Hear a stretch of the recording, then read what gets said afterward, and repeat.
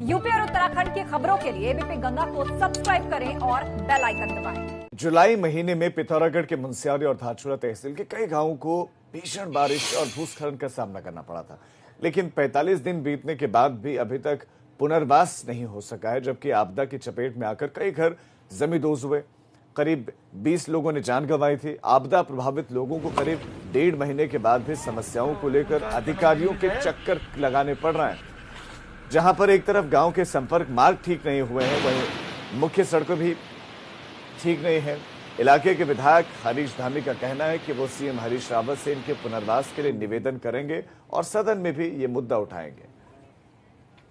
जैसी बरसात खत्म होती तो निश्चित तौर पर माननीय मुख्यमंत्री जी से इस बार सदन में भी बोलेंगे और उनसे निवेदन भी करेंगे कि जल्दी से जल्दी इनका पुनर्वास किया जाए, और जब तक पुनर्वास नहीं होता है तो इनके लिए रहने के लिए जो है अस्थायी शेड बनाकर वैकल्पिक व्यवस्था करें, ताकि उनको अपने जो है जीवन की जो प्रक्रियाएं हैं उसके लिए जो है उनको दिक्कत ना।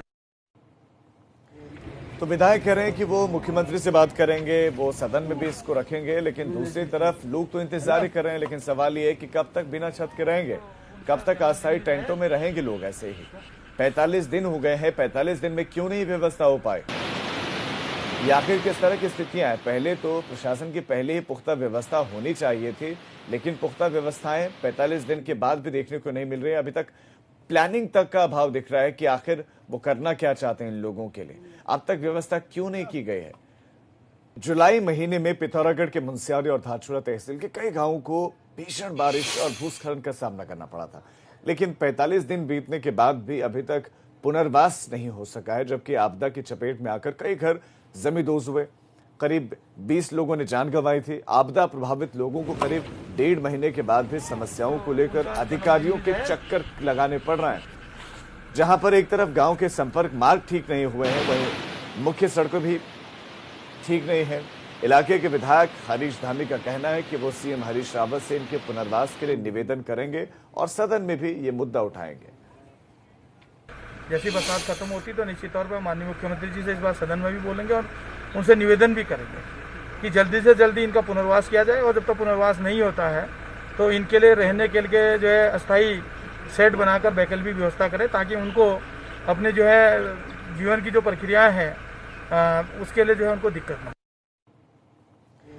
तो विधायक कह रहे हैं कि वो मुख्यमंत्री से बात करेंगे, वो सदन में भी इसको रखेंगे, लेकिन दूसरी तरफ लोग तो इंतजार ही कर रहे हैं। लेकिन सवाल ये है कि कब तक बिना छत के रहेंगे, कब तक अस्थायी टेंटों में रहेंगे लोग ऐसे ही। 45 दिन हो गए हैं, 45 दिन में क्यों नहीं व्यवस्था हो पाए, ये आखिर किस तरह की स्थितियां हैं। पहले तो प्रशासन की पहले ही पुख्ता व्यवस्था होनी चाहिए थी, लेकिन पुख्ता व्यवस्थाएं 45 दिन के बाद भी देखने को नहीं मिल रही है। अभी तक प्लानिंग तक का अभाव दिख रहा है कि आखिर वो करना क्या चाहते हैं इन लोगों के लिए। अब तक व्यवस्था क्यों नहीं की गई है।